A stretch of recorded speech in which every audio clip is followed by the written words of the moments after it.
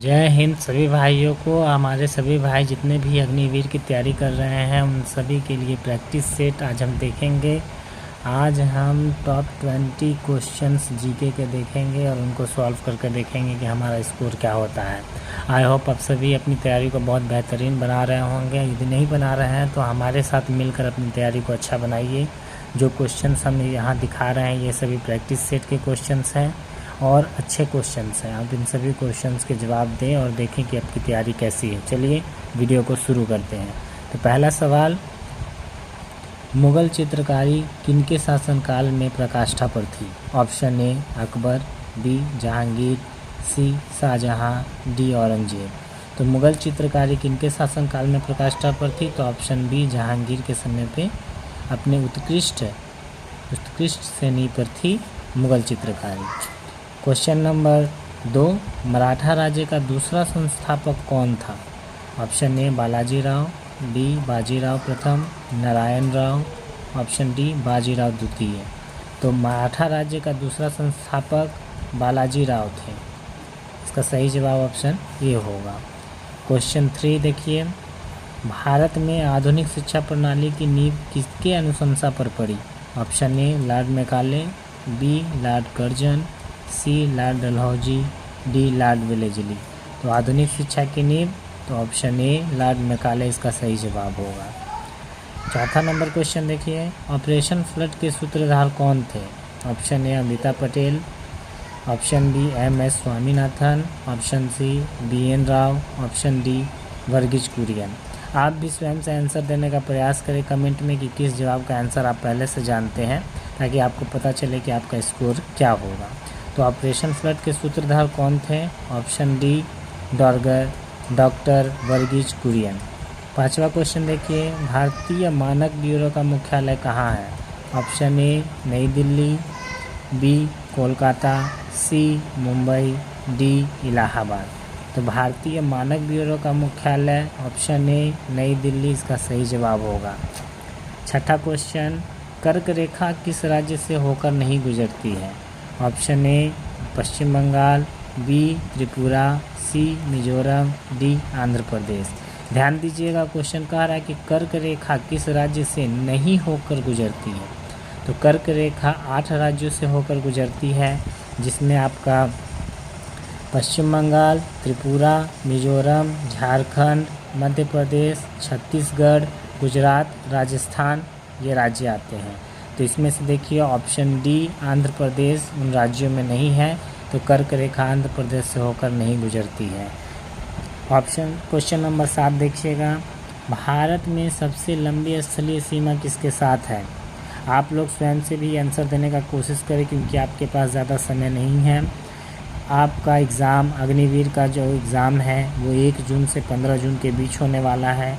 तो इन सभी सवालों को आप स्वयं भी करें, ताकि आपको पता चले कि आपका जीके में जो 20 क्वेश्चन आ रहे हैं, 30 क्वेश्चन आने वाले हैं, उनमें आपका स्कोर क्या होगा जीके जीएस में।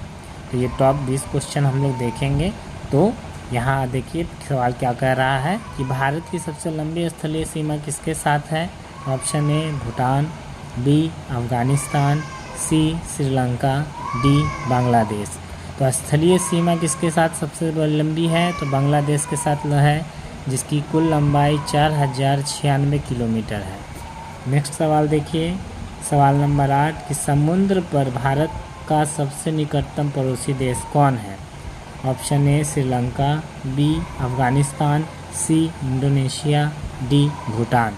तो सबसे निकटतम पड़ोसी देश समुद्र तल पर, तो श्रीलंका इसका सही जवाब होगा, ऑप्शन ए। नेक्स्ट सवाल देखिए, समानता का अधिकार का संबंध किस अनुच्छेद से है? ऑप्शन ए अनुच्छेद 12, बी अनुच्छेद 13, सी अनुच्छेद 14, डी अनुच्छेद 15।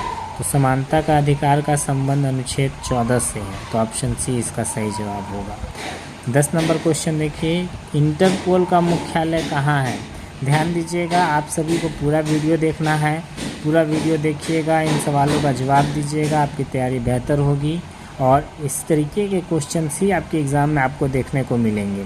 इंटरपोल का मुख्यालय कहाँ है? ऑप्शन ए लियोन्स, बी काहिरा, सी ब्रुसेल्स, डी इनमें से कोई नहीं। तो इंटरपोल का मुख्यालय है लियोन्स।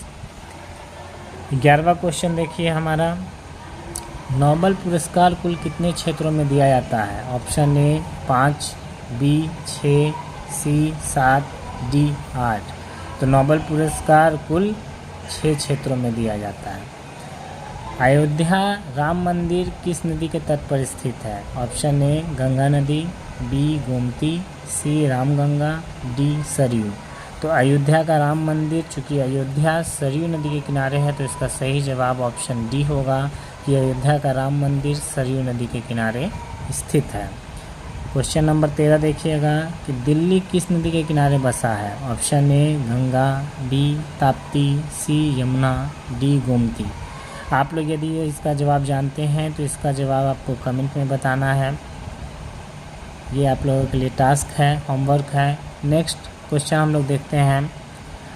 14 नंबर क्वेश्चन कहता है कि रक्षा अनुसंधान एवं विकास संगठन DRDO का आदर्श वाक्य क्या है?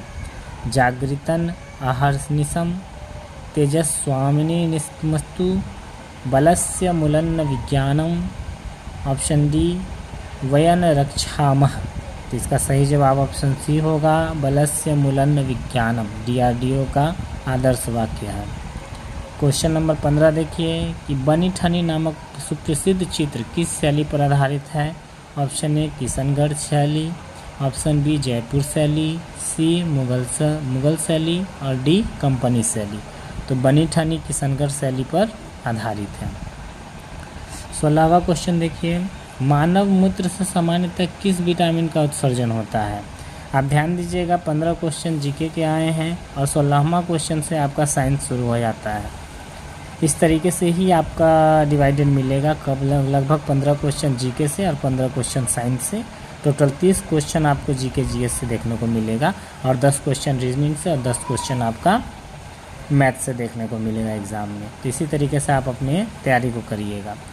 मानव मूत्र से सामान्यतः किस विटामिन का उत्सर्जन होता है? Option A vitamin A, B vitamin K, option C vitamin C, option D इनमें से कोई नहीं।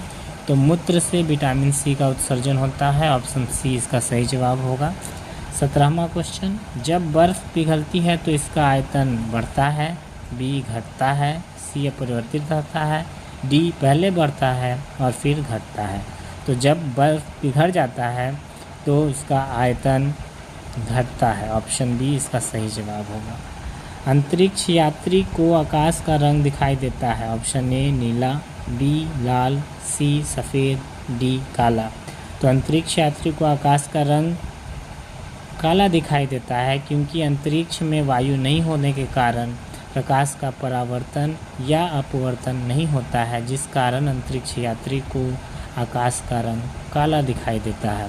तो इसका ऑप्शन डी बिल्कुल सही जवाब होगा। लाल रक्त का आकार होता है गोलाकार, उथलाकार, अनियमितकार और डी इनमें से कोई नहीं। तो लाल रक्त कोशिकाएं यानी कि RBC का आकार जो होता है वो गोलाकार होता है, तो इसका सही जवाब ए होगा। चलिए, ये टॉप 19 क्वेश्चन हैं आप सभी के लिए, जिसका कमेंट करके आपको बताना है कि दिल्ली किस नदी के किनारे बसा है। बाकी क्वेश्चंस का जवाब आप देखें। यदि आप अग्निवीर आर्मी की तैयारी कर रहे हैं तो हमारे चैनल को सब्सक्राइब करिए, और वीडियो यदि आप लास्ट तक देख रहे हैं तो इसका मतलब है कि आप डेडिकेटेड है आर्मी में जाने के लिए, तो हमारे वीडियो से जुड़े रहें। आई होप आप सभी को ये सारे क्वेश्चंस सही लगे होंगे। Best of luck.